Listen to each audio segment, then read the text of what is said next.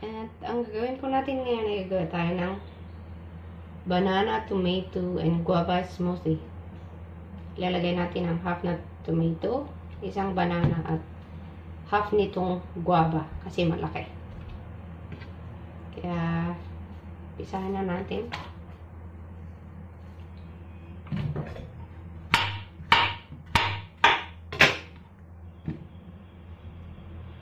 Ito, tanggalin ko yung seeds niya kasi ayoko.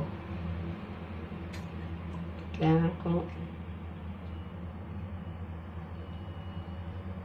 tanggalin muna to.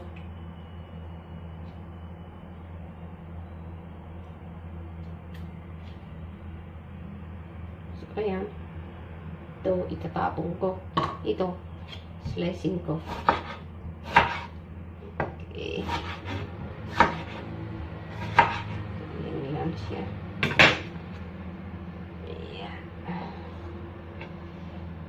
So, ang gagawin natin, slicing natin itong guava. Tapos, itong guava din. Ayan. Tanggalin natin yung ito. Yung seeds.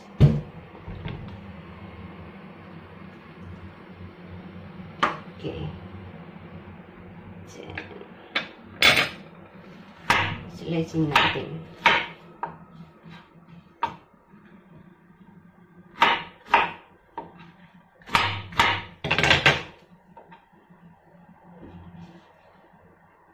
Ilagay ko na sa blender.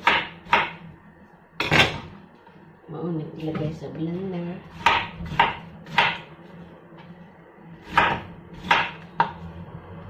Ayan.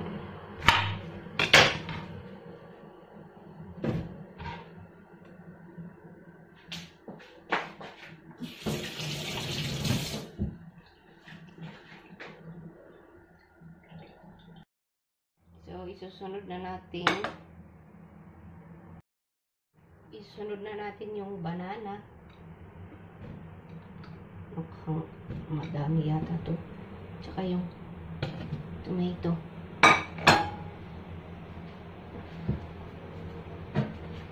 Then, yung half glass of water.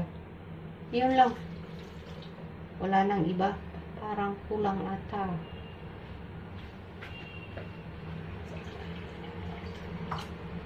Dagdagan ko nga yung tubig. Parang kulang eh.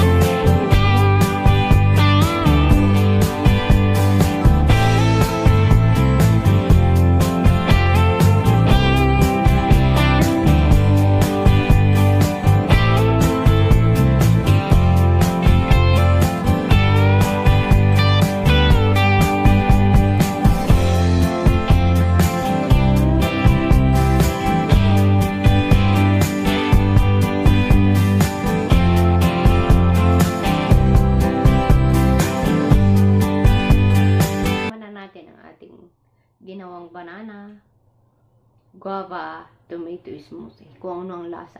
Tikman natin.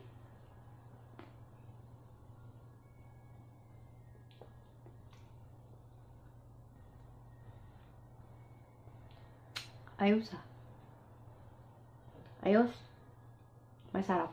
Hindi siya masyadong masarap. Hindi siya masyadong matamis pala. Hindi masarap. Katamtaman ang lasa.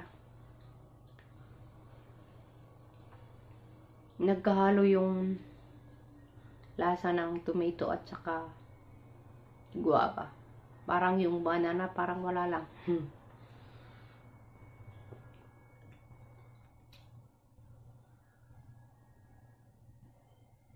Mabubusog na naman ako nito. Ito ang aking agahan. Yung isang baso, iniinom na ng aking alaga. Ayan.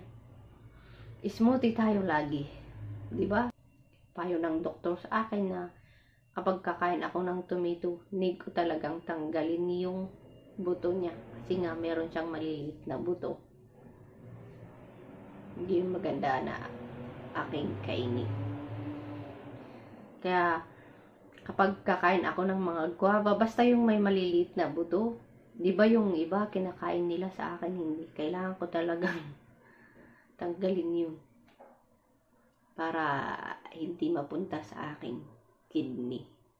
Kaya kapag gumagawa ako ng smoothie o kumakain ng mga ganun sa inhalak ko sa gulay, tatanggalin ko talaga ang buto ng mga tomatoes. Ayan.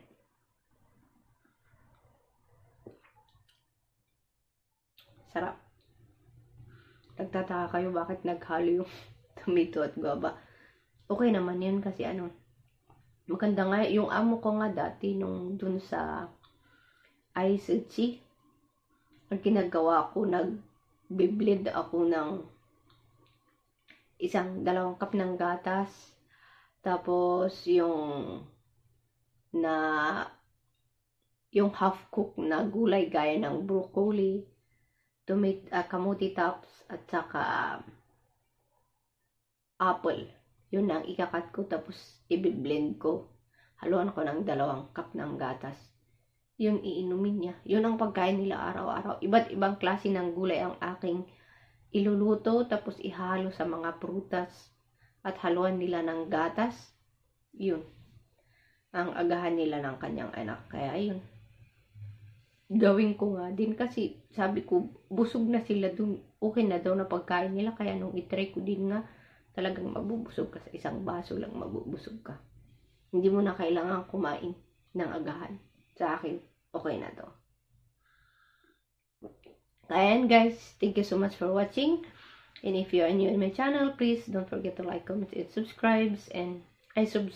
And thank you sa mga nanonood sa aking mga videos, yung mga legit. Maraming salamat.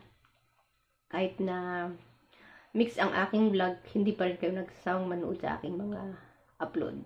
God bless and enjoy drinking your smoothie. Thank you.